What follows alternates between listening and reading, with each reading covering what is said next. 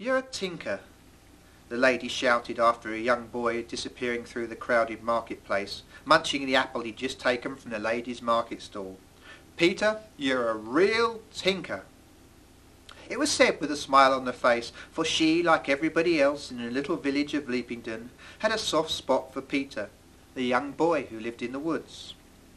Only the previous summer, Peter had suddenly turned up in the village. Nobody knew where he came from, or why he'd chosen their village to live in. Peter was one of those children who always had a smile on his face and seemed to bring brightness to any dull day. Not only that, but Peter could mend things. It did not matter what it was. A toy, a clock, pots, pans, Peter could fix it. In fact, the children in Leapington had a song about Peter. "If it goes wrong, and it won't take long, with a smile and a song, he'll mend it. If your clock won't go, if your cock won't crow, if your glowworm won't glow, get Peter. If your kettle's got a hole, your garden's got a mole, if your shoe has lost its soul, get Peter. If it goes wrong, and it won't take long, with a smile and a song, he'll mend it.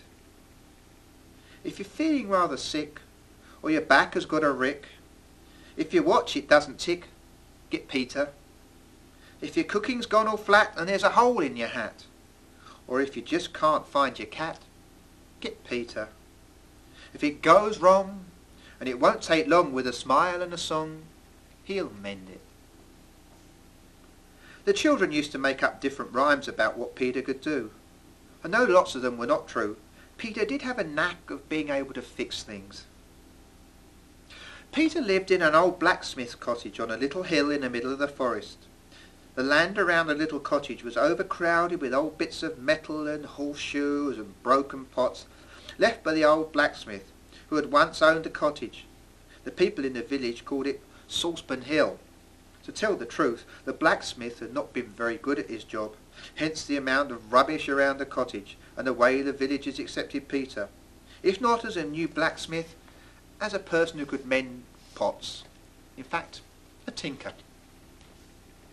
Peter lived in the cottage at Saucepan Hill for many years, growing up a much loved and respected member of the village. One day, unknown to the people of Leapington, the king and his entourage were out hunting in the forest. It had been a very hot and dusty day, without a single animal being caught. This the king really didn't mind, for he was not that fond of hunting animals, but it was part of the job of being king. "Enough!" said the king, after another fruitless dash through the forest that left him hot and bothered, picking the sticks and leaves out of his hair. I want a cup of tea." "Certainly, your majesty," replied the Weasley Prime Minister. "We will set up your royal tent over by the stream." Soon there was much toing and froing in the forest as the royal tent was set up, the royal fire was lit, and preparation was made for the royal cup of tea. After several minutes, the king was relaxing on his royal throne, and the royal kettle was boiling on the fire. All was prepared, but when the water was poured into the royal teapot, calamity! As fast as the water poured into the teapot, it leaked out again. All the courtiers tried the best they could to fix up the hole in the pot, but it was not good enough. While this was going on, the king was getting very fed up. "Call out the army, call out the guard, call out the courtiers in the courtyard, call the wizards and their book of spells. I want my tea.